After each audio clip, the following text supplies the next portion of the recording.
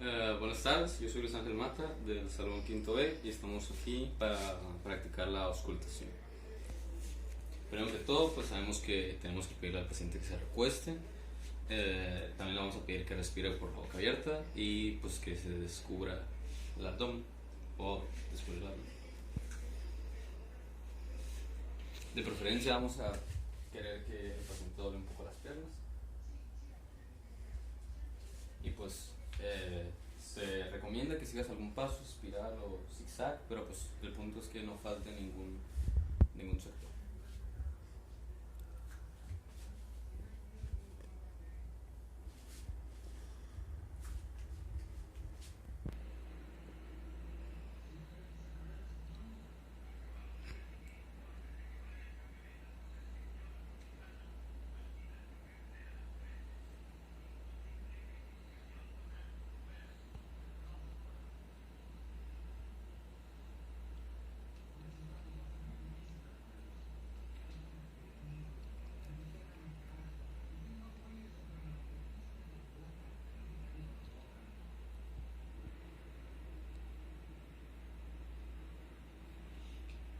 Con permiso.